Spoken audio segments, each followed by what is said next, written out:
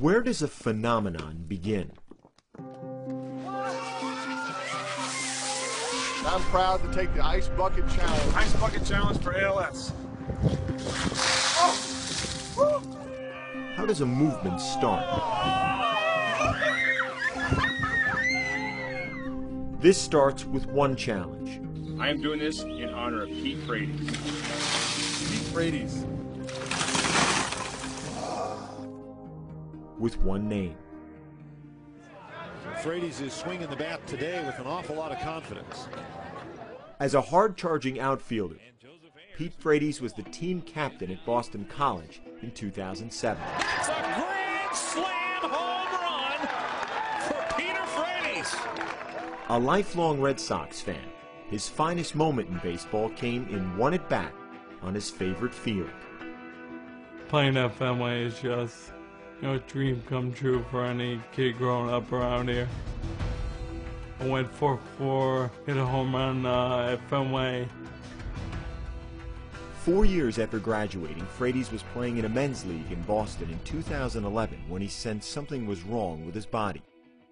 In March of 2012, after months of guessing, a neurologist delivered the news.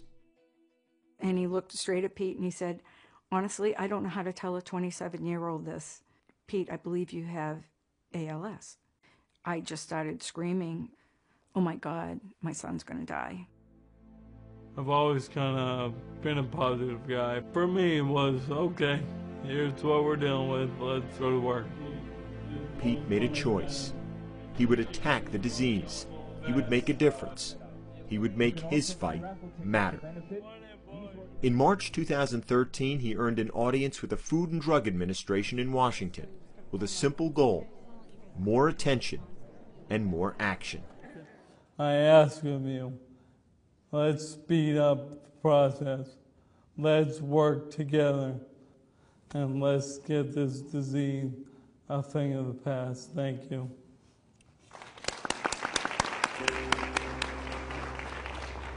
You go in, you give these impassioned speeches, people are nodding, tears are coming down their face, they get it, they come up to you afterwards, and you're wondering, okay, so what are you going to do about it?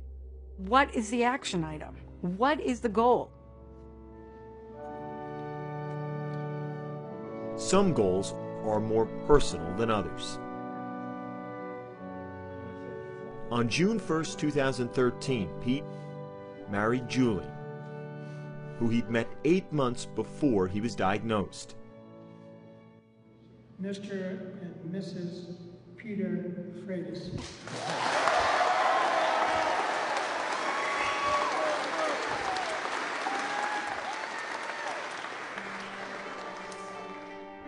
Now almost entirely confined to a wheelchair, Pete walked her down the aisle. I just love him, and that's that. And Pete's always telling me it's gonna get worse before it gets better. And I'm like, haven't we had the worst yet? Like, this is it. Okay, enough. Like, can it get better now? It's hard to just watch someone you love so much just, you know, their body is just failing, and there's really nothing I can do about it. There's nothing the doctors can do.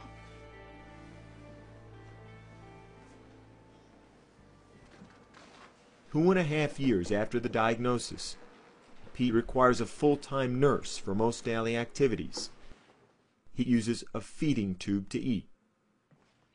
He speaks through the use of a computer. And in September, he's due to be a father. Back in May, during one of the last times he was able to talk at all, he described that feeling.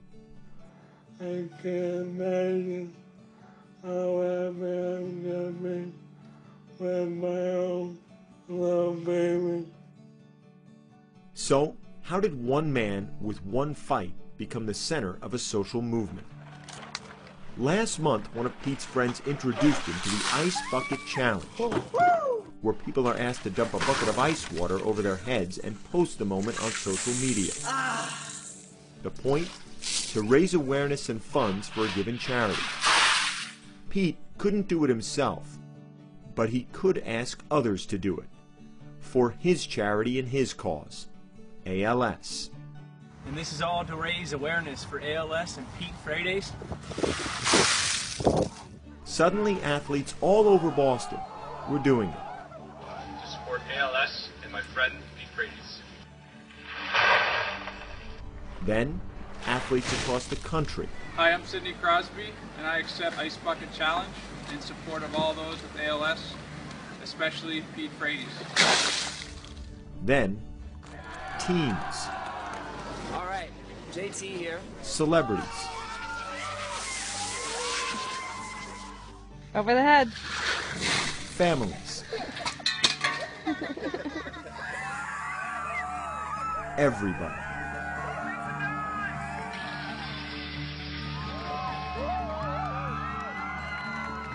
In less than a month, the challenge became a viral sensation and a fundraising engine.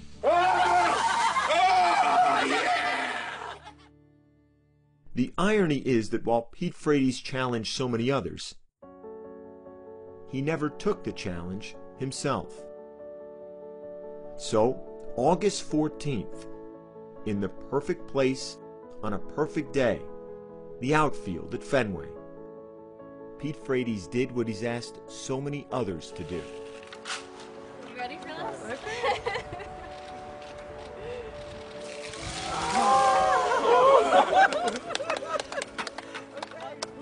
Pete Frates and those who love him know the challenge goes on. But thanks to him, now so many others know it too.